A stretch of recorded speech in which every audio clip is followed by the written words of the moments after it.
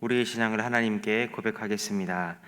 나는 전능하신 아버지 하나님, 천지의 창조주를 믿습니다. 나는 그의 유일하신 아들, 우리 주 예수 그리스도를 믿습니다.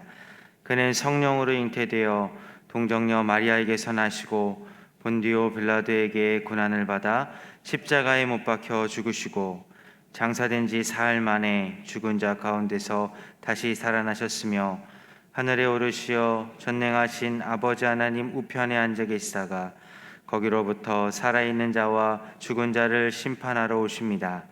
나는 성령을 믿으며 거룩한 공교회와 성도의 교제와 죄를 용서받는 것과 몸의 부활과 영생을 믿습니다. 아멘. 찬송가 446장입니다.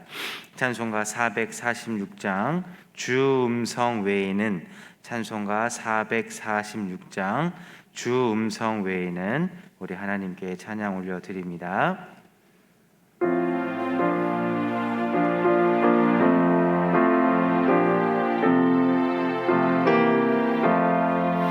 주 음성 외에는 참 기쁨 없도다. 날 사랑하신 주 늘 계시옵소서. 기쁘고 기쁘도다. 항상 기쁘도다. 나 주께 왔사오니 복 주옵소서. 나 주께 왔으니 복 주시옵소서. 주 함께 계시면 긴 시험 이기네. 기쁘고 기쁘도다. 항상 기쁘도다. 나 주께 왔사오니 복 주옵소서. 주 떠나가시면 내 생명 헛되네.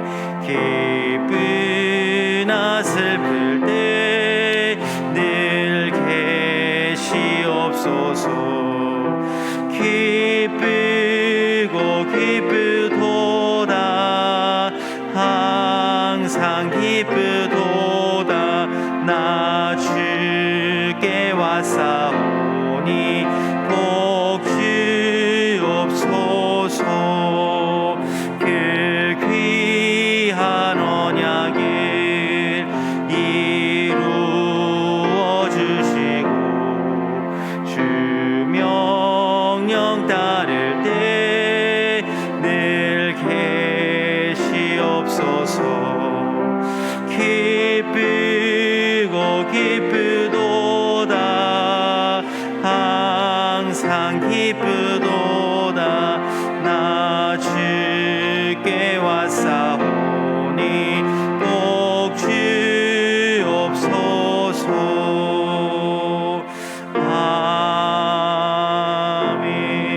아멘. 오늘 우리에게 주시는 하나님의 말씀은 창세기 14장 1절에서 16절까지의 말씀입니다. 오늘 우리에게 주시는 하나님의 말씀은 창세기 14장 1절에서 16절까지의 말씀입니다. 저와 여러분이 한 절씩 교독하고 마지막 절은 함께 읽도록 하겠습니다. 당시 시날왕 아므라벨과 엘라살왕 아리옥과 엘람왕 그돌라오멜과 고임왕 디달이 소돔왕 베라와 고모라왕 비르사와 아드마왕 시납과 스보임왕 세메벨과 벨라 곧 소알왕과 싸우니라. 이들이 다 시딤 골짜기 곧 지금의 염해에 모였더라. 이들이 12년 동안 그돌라오멜을 섬기다가 제13년에 배반한지라. 제14년에 그돌라오멜과 그와 함께한 왕들이 나와서 아스드롯 기르나임에서 르바 족속을, 함에서 수수 족속을, 사회 기랴다임에서 엠 족속을 치고 보리 족속을 그 산 세일에서 쳐서 광야 근방 엘바란까지 이르렀으며 그들이 돌이켜 엠미스밭 곧 가데스에 이르러 아말렉 족속의 온 땅과 하사손다말에 사는 아모리 족속을 친지라. 소돔 왕과 고모라 왕과 아드마 왕과 스보임 왕과 벨라 곧 소알 왕이 나와서 시딘 골짜기에서 그들과 전쟁을 하기 위하여 진을 쳤더니 엘람왕 그돌라오멜과 고임왕 디달과 시날왕 아무라벨과 엘라살왕 아리옥 네 왕이 곧 그 다섯 왕과 맞서니라. 시딘 골짜기에는 역청 구더기가 많은지라 소돔 왕과 고모라 왕이 달아날 때에 그들이 거기 빠지고 그 나머지는 산으로 도망하여 네 왕이 소돔과 고모라의 모든 재물과 양식을 빼앗아 가고 소돔에 거주하는 아브람의 조카 롯도 사로잡고 그 재물까지 노력하여 갔더라. 도망한 자가 와서 히브리 사람 아브람에게 알리니 그때의 아브람이 아모리 족속 마므레 상수리 숲을 근처에 거주하였더라. 마므레는 에스골의 형제요 또 아넬의 형제라. 이들은 아브람과 동맹한 사람들이더라.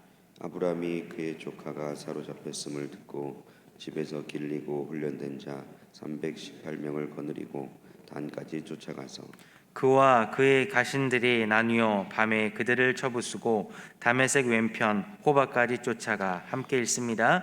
모든 빼앗겼던 재물과 자기의 조카 롯과 그의 재물과 또 부녀와 친척을 다 찾아왔더라.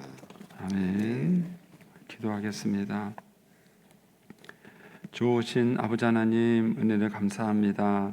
지난 간밤에도 저희들을 주님 품 안에서 편히 쉬게 해주시고 또 이 새벽에도 저희들을 주 앞에 불러주심을 감사합니다. 오늘도 저희들에게 새날 주시고 또 생명 주시고 건강 주셨는데 이 한날도 주님과 더불어 동행하게 하시고 주를 기쁘시게 하는 한날 되게 하여 주옵소서. 이 새벽에도 주님을 사모하오니 말씀과 기도 가운데 저희들을 만나주시고 주의 성령으로 충만케 하여 주옵소서. 주님께 감사의 예물과 또 1,000번째 예물 또 11조 성교 구제 헌금을 주님께 드립니다. 하나님 아버지, 믿음으로 또 순종으로 감사함으로 드리는 예물을 주님께서 기뻐 받으시고 약속하신 하늘의 복과 땅의 복으로 충만하게 채워 주옵소서. 주의 은혜로 종의 가정들을 형통케 해주시며 그 자녀들을 축복하여 주옵소서. 예수님의 이름으로 축복하며 기도하옵나이다. 아멘. 이 새벽에도 주의 은혜와 축복이 함께 하시기를 축원합니다. 이제 아이들을 이렇게 기르다 보면 이제 아이들이 이제 엄마 말, 아빠 말 잘 안 들을 때 있죠. 그러니까 이제 특히 이제 이렇게 마트나 이제 이런 데 갔다가 이제 아이들이 이제 막 장난감을 사겠다고 고집을 피우고 이제 엄마는 안 된다고 그러고 이렇게 하잖아요. 그러다 보면 이제 이렇게 실강이를 벌이다가 안 되면 이제 엄마 아빠 그러죠. 그럼 너 여기 있어. 엄마 가. 하고 이제 애만 버려두고 가요. 그러면 이제 애가 징징 울면서 어떻게 합니까? 결국은 뭐예요? 결국은 엄마를 따라갑니다. 엄마를 따라가요. 그러니까 아무리 이제 좋은 물건이 있어도 엄마가 없으면은 소용이 없는 겁니다. 그러니까 이제 그거를 아쉽지만 다 버려두고 이제 엄마를 따라갑니다. 뭐 놀이터 같은 데서 놀 때 보면은 그럴 때 있어요. 애는 막 더 놀고 싶어하고 이제 엄마 아빠는 놀다가 이제 들어가려 그러고 가자고 그러고 논다 그러고 가자 그러고 논다 그러고 근데 안 되면 뭐예요? 그럼 너 혼자 놀아. 엄마는 간다 그러면 이제 결국은 이제 울면서 이제 엄마를 따라갑니다. 이제 이런 아이들을 보면서 어쩌면은 이런 이렇게 아무것도 모르는 아이들이 우리 믿음이라는 관점에서 보면은 더 순수하다는 것을 봅니다. 만약에 우리가 돈이 1,000억이 있고 하나님이 있다면 여러분들이 노후를 준비하는데 어떤 게 더 안전할까요? 1,000억이 있는 게 안전할까요? 1,000억이 없이 하나님만 있으면 될까요? 역시 1,000억이죠.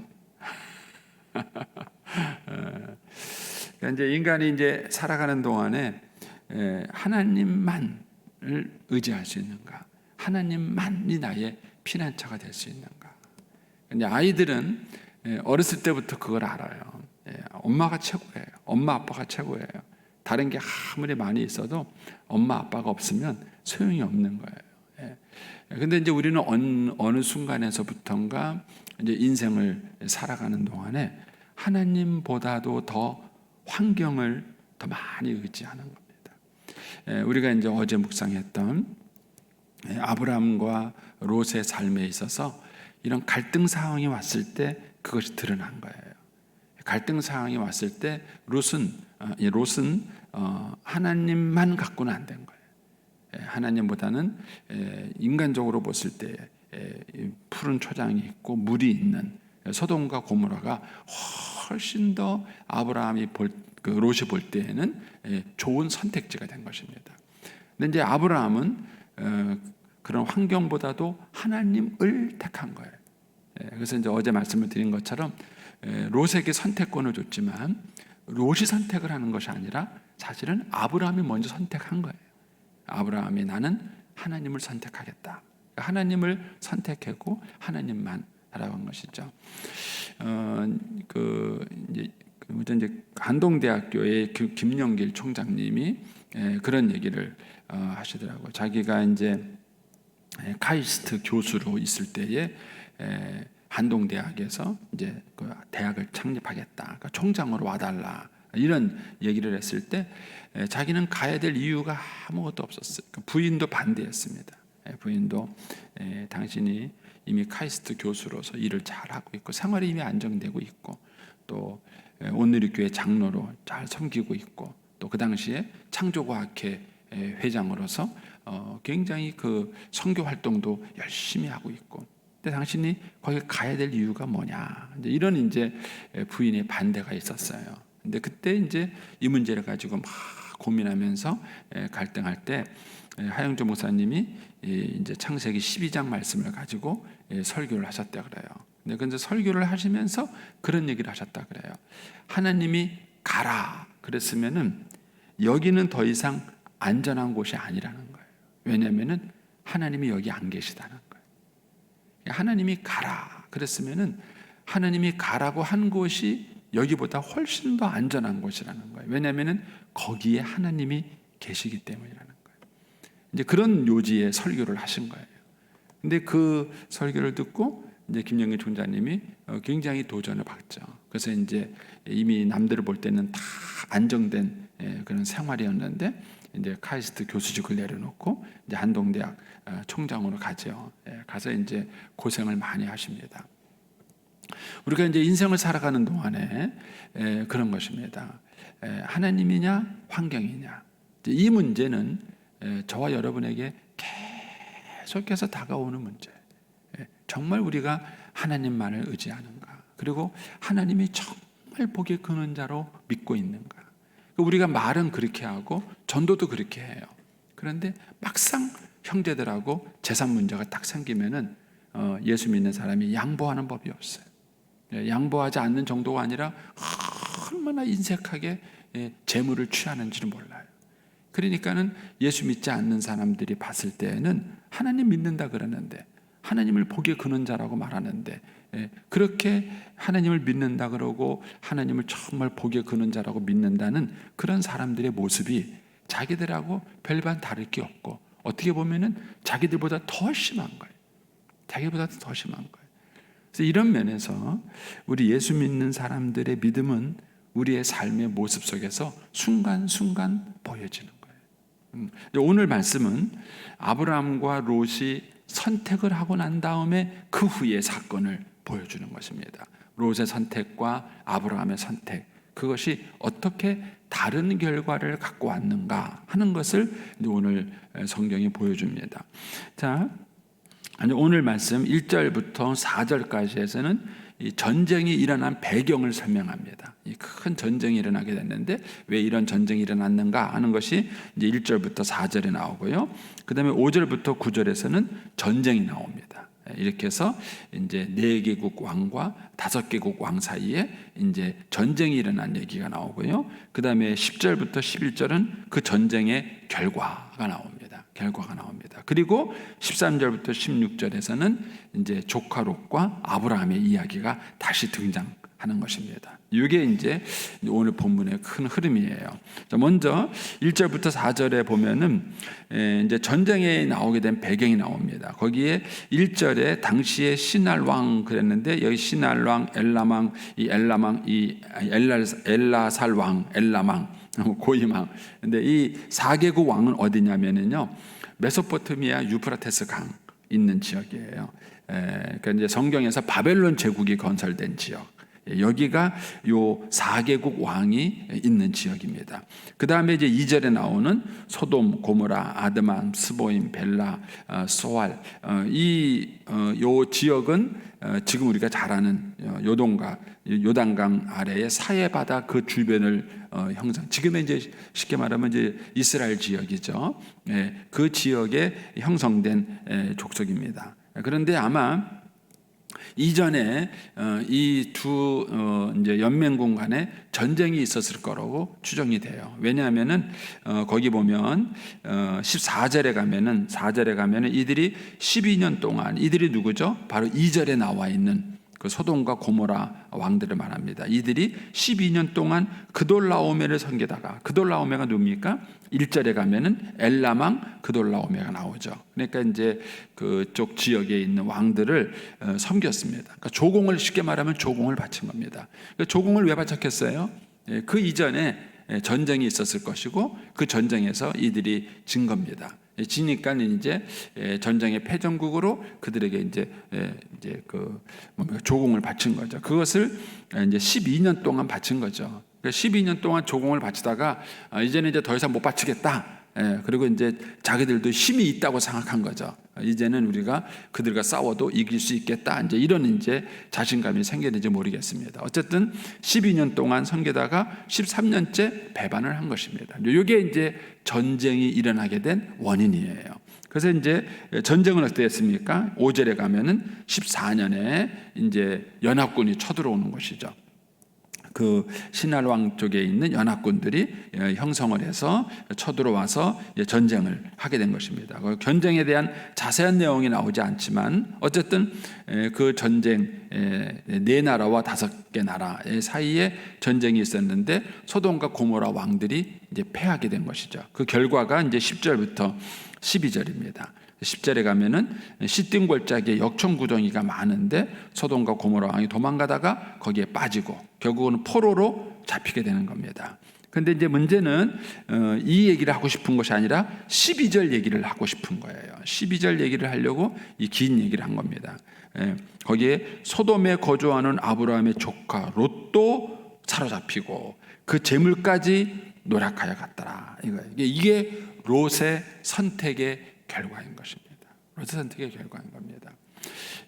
이제 선생님들한테 가끔 이런 이제 얘기를 하다 보면은 이제 자녀들의 진로 문제를 놓고 얘기할 때에 참 답답한 걸 느낄 때가 많다는 거예요. 부모님들은 자기가 살아온 과거의 경험을 가지고 자녀의 진로를 결정하려고 그래요. 그러니까는 자기가 경험한 게 그밖에 없잖아요. 그러니까 너 판검사 돼야 된다, 너 의사 돼야 된다. 이렇게 이제 과거의 경험을 가지고 얘기를 하는 거예요. 그런데 지금은 그거 가지고 돈 버는 시대가 아니에요. 오히려 컴퓨터를 가지고 돈을 버는 시대입니다. 뭐 어떤 아이들은요, 그냥 인터넷 쇼핑몰을 열어가지고요, 1년에 1억씩 매출을 올리는 거예요. 우리가 볼 때는 상상이 안 되는 것이죠. 그러니까는 과거의 경험을 가지고 아이의 미래를 결정하려는 어리석음이 부모들한테 있는 거예요. 부모들한테. 그런데 이 아이들이 살아가는 것은 지금을 살아가는 것이 아니고 과거를 살아가는 것이 아니고 이 아이들이 살아가는 시대는 미래를 살아가는 시대예요. 미래. 그러니까는 미래에 살아가는 우리 아이들한테는 과거에 있었던 직업이 없어질 거라는 거예요. 이제 그런 직업이 이제 앞으로는 없어지고 이제 생각하지 못했던 새로운 직업이 우리 아이들의 미래에 생기려고 하는 것입니다. 그런데 이제 이것을 부모가 자신의 경험, 자신의 과거의 경력만 가지고 자녀를 지도한다는 것은요, 오늘날 시대에는 굉장히 위험한 거예요. 더 이상 어제의 일이 오늘의 일이 아닙니다. 예전에는 세상이 그렇게 빨리 변하지 않았어요. 세상이 변하는데 천천히 변했습니다. 그러니까는 할아버지, 아버지, 손자 3대가 모여서 농사를 지으면서 얘기를 해도 서로 말이 통한 거예요. 그게 아무 문제가 안 된 거예요. 근데 지금은 아버지와 아들 사이에 대화가 안 돼요. 대화가 안 됩니다. 어제도 제가 이제 뉴스를 예배 끝나가서 뉴스를 보다가 요즘 그런 문제 생겼대요. 삼가 심심한 조의를 표합니다. 심심한 사과를 드립니다. 그럴 때 요즘 그 심심한이라는 말 때문에 문제가 됐다는 거예요. 그 어른들이 쓰는 용어와 요즘 아이들이 쓰는 용어가 다른 거예요. 다른 거예요. 그러니까 이제는 말도 더 이상 아이들하고 통하지 않는 시대가 된 것입니다. 여러분, 이런 시대에 우리 아이들의 미래를 위한 가장 확실한 보증이 뭐겠어요? 가장 확실한 보증이 뭐겠습니까? 여러분, 그것이 하나님이에요. 하나님.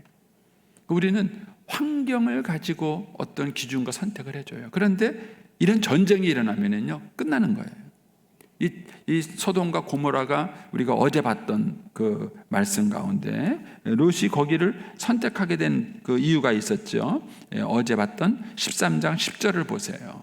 13장 10절을 보면은 롯이 눈을 들어 요단 지역을 바라보니까 소알까지 온 땅의 물이 넉넉하니 여호와께서 소돔과 고모라를 멸하시기 전이었으므로 여호와의 동산 같고 애굽과 같았더라, 이거예요. 이것 때문에 거기를 선택한 거예요.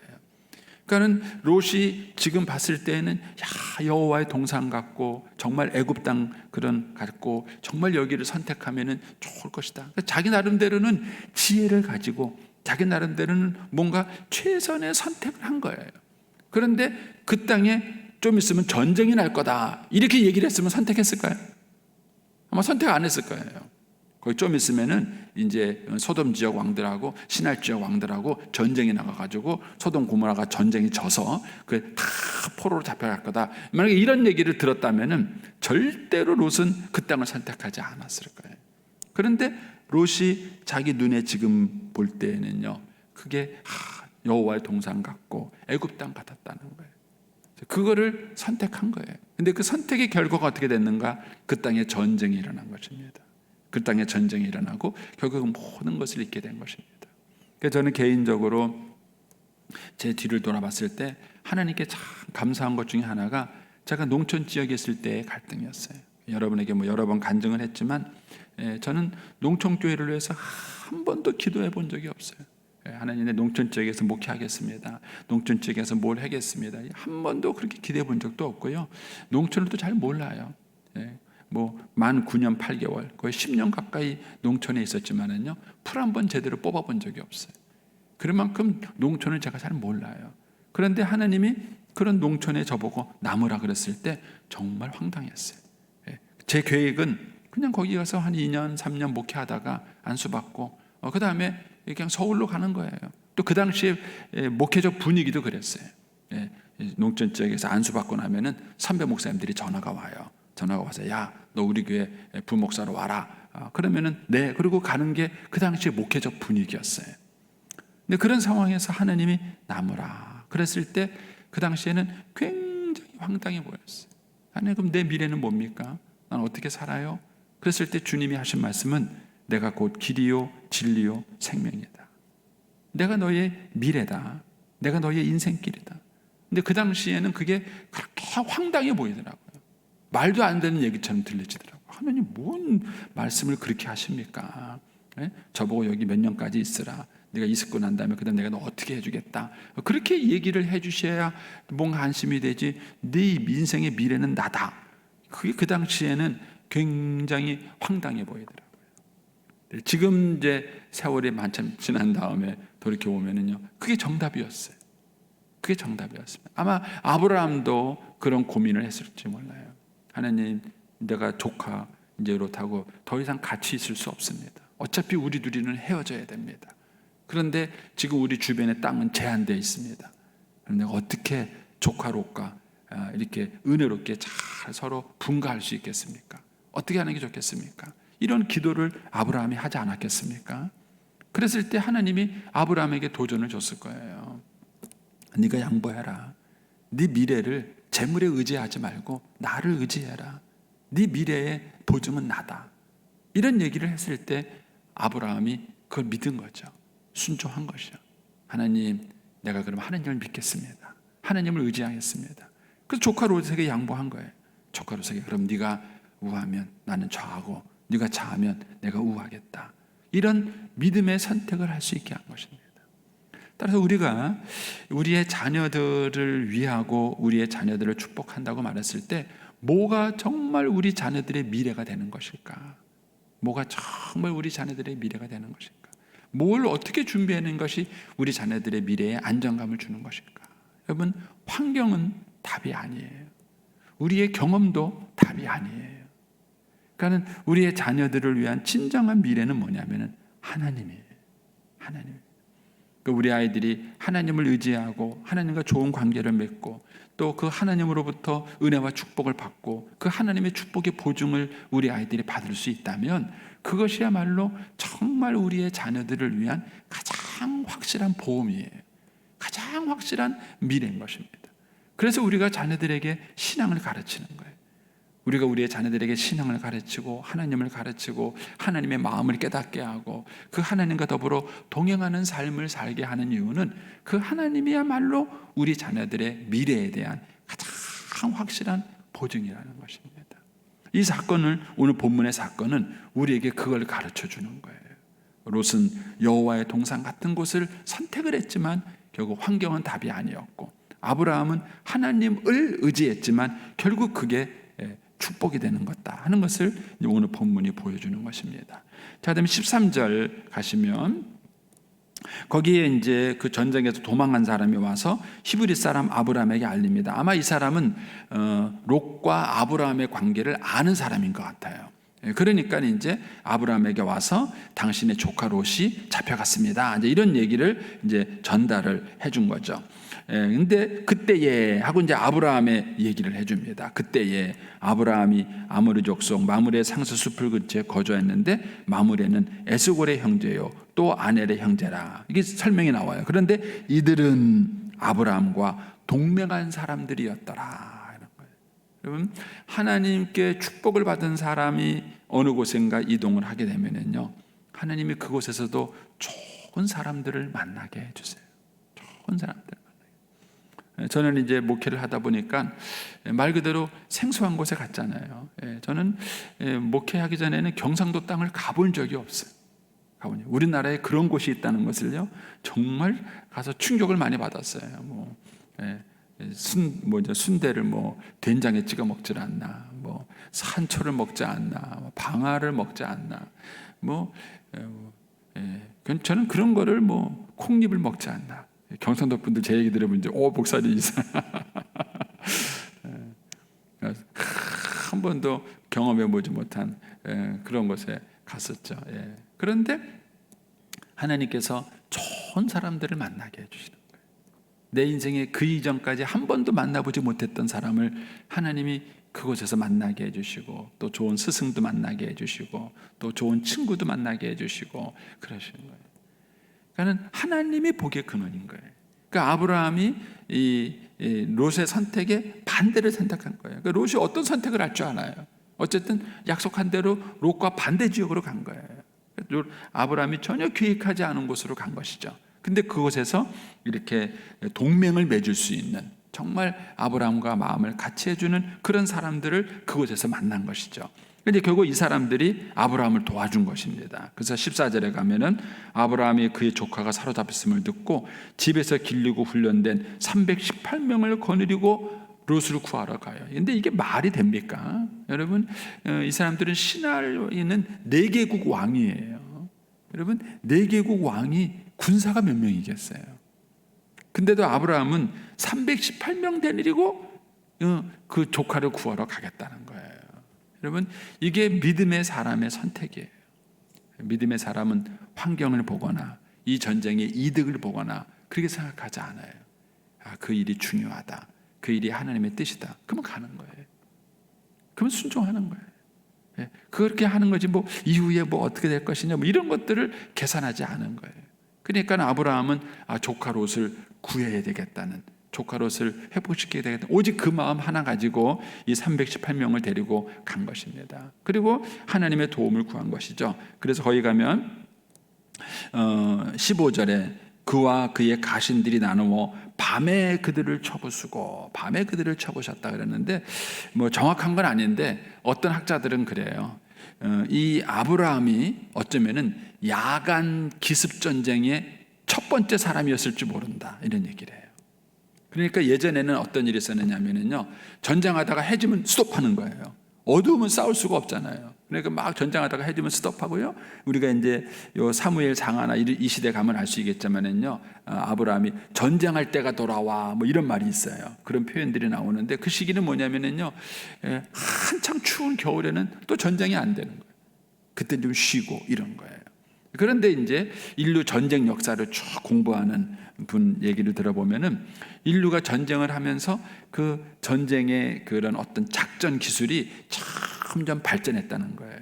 예를 들면 옛날에는 정면전이었는데 그 정면전을 매복전을 핀다든지 또 뭐 이렇게 낮에만 전쟁을 했는데 뭐 야간에 전쟁을 한다든지 뭐 이런 어떤 작전 그저 메가다 장군이 6.25 전쟁을 빨리 끝낼 수 있었던 것 중에 하나가 인천 상륙 작전이에요.